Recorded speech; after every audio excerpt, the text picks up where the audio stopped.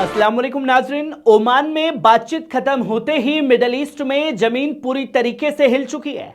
Oman meeting के बाद डरा हुआ अमेरिका सीधे यूएसएस अब्राहम लिंकन पहुंच गया है। नेतन्याहू बातचीत से बौखलाकर वॉशिंगटन भागा है और ईरान के टॉप कमांडर ने सीधी चेतावनी दे दी, हमला हुआ तो रीजनल जंग तय है। यही सोच करके जंग में कूदे अमेरिका। आज की ये तीनों खबरें अलग अलग नहीं है, एक ही कहानी का एक बड़ा हिस्सा है। चलिए अब सिलसिलेवार समझते हैं कि ओमान की उस मीटिंग में अमेरिका, इजराइल और पूरे रीजन की नींद आखिरकार क्यों उड़ा रखी है और क्या क्या हरकतें अमेरिका की तरफ से लगातार हुई हैं। दोस्तों, जहां आप सबसे पहले इस खबर को देखिए, ओमान मीटिंग जिसने पूरी की पूरी स्क्रिप्ट जो है वो पलट दी है। नाजरीन, ओमान के मस्कट में ईरान और अमेरिका के बीच गैर सीधी न्यूक्लियर बातचीत हुई।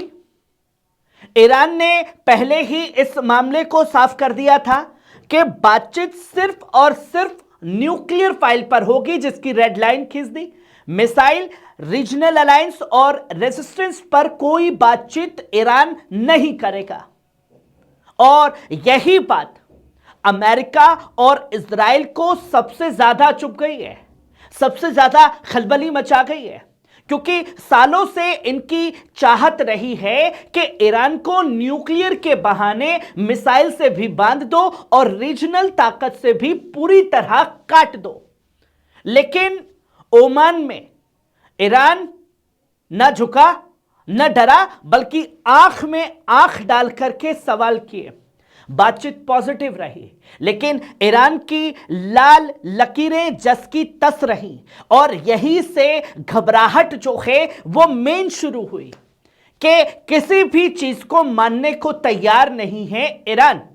और जब ये ईरान की तरफ से साफ हुआ तो ये दूसरी खबर देखिए, ओमान के बाद यूएसएस अब्राहम लिंकन पर पहुंचा विटकॉफ, जिसकी तस्वीरें और वीडियो आप खास तौर पर देखिए।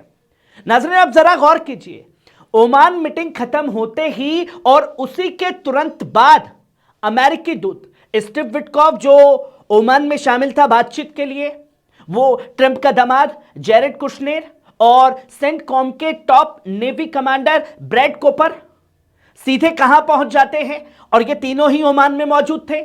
यूएसएस अब्राहम लिंकन के डेक पर सैनिकों से जाकर के मुलाकात करते हैं। सवाल यह है, अगर बातचीत कंट्रोल में थी तो यह ताकत का शो ऑफ क्यों किया गया? विटकॉफ क्या कहता है? विटकॉफ कहता है, हमारे सैनिक हमें बचा रहे हैं। यही ट्रंप का मैसेज है, पीस टॉक स्ट्रेंथ। लेकिन नाजरीन, सच क्या है? इसका सच यह है कि यह पीस का मैसेज नहीं, डर का एक्सप्रेशन है। जो भागे भागे पहुंचे हैं यूएसएस लिंकन, उन्होंने खुद यह माना है, एक ईरानी ड्रोन कैरियर के पास आया, नियत बिल्कुल साफ नहीं थी और उसे गिराया गया। यानी ओमान की मेज पर बातचीत चल रही थी और समंदर में क्या हुआ? ताकत का इम्तिहान। F-35 फाइटर जेट को उस ड्रोन को मारने के लिए उड़ाना पड़ा। यह बताता है कि अमेरिका अंदर से कितना असहज है ईरान के इस मामले में। वहीं पे तीसरी खबर देखिए, ईरान के आर्मी चीफ की चेतावनी, कोई धमकी नहीं, ऐलान। अब आते हैं इस पूरी कहानी की सबसे अहम आवाज पर। इस हरकत के बाद ईरान के chief of staff major general Abdul Rahim Mousavi ने, उन्होंने एयरफोर्स डे पर जो बातें कही वो महज एक बयान नहीं है दोस्तों, स्ट्रेटेजिक नोटिस था विटकॉफ की इस हरकत के बाद। मौसाफी ने अपने एयरफोर्स से मिले और साफ कहा, अगर ईरान पर कोई भी एडवेंचर हुआ तो दुश्मनों को स्ट्रेटेजिक डिफीट मिलेगी और जंग पूरे रीजन में फैलेगी। उन्होंने साफ तौर पर यह भी कहा कि इस जंग की कीमत दुश्मनों के सपोर्टर्स को भी भारी ना भरपाई होने वाली चुकानी पड़ेगी। मतलब एक तीर से दो निशान, यानी पैगाम एकदम सीधा। हम जंग शुरू नहीं करते, लेकिन जंग थोपी गई या छेड़ी जाती है तो हम पीछे नहीं हटेंगे।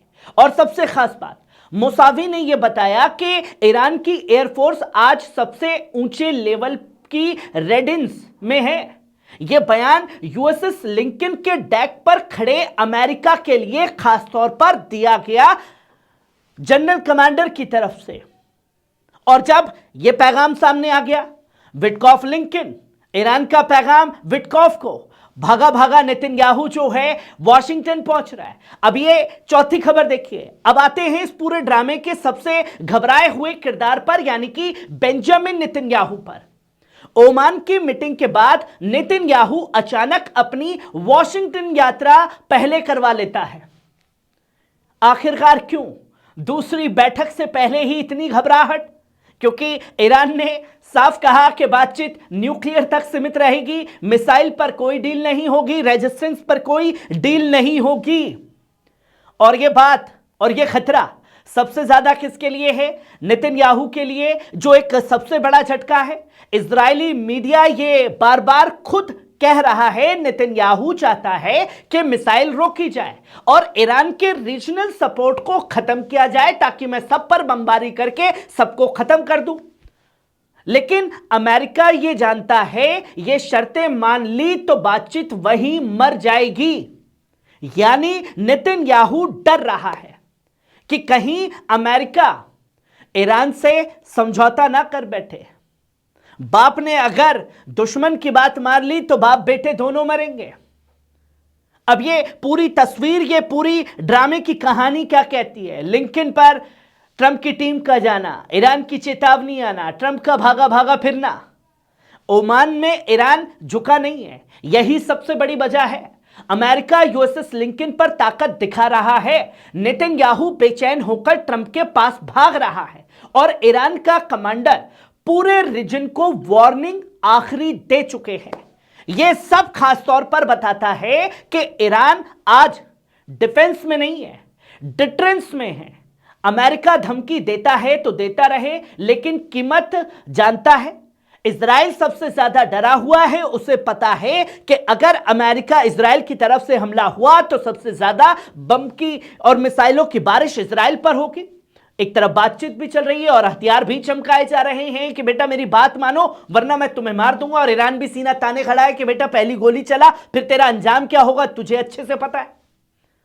नाज़रीन, ईरान ने एक बार फिर यह खासतौर पर साबित कर दिया है कि वो मेज पर मजबूत है और मैदान में भी मजबूत है।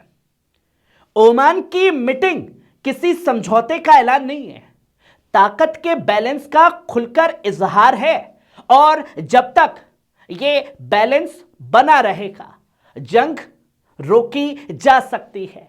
लेकिन अगर किसी ने गलत कदम उठाया तो जैसा ईरानी कमांडर ने कहा है, यह जंग किसी एक मुल्क तक महदूद नहीं रहेगी, वो हर जगह छिड़ेगी और कहां कहां हम मिसाइल मारेंगे यह हमें भी नहीं पता है।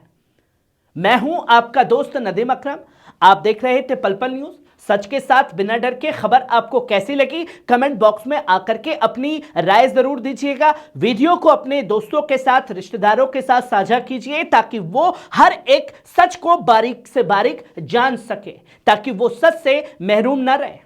शुक्रिया।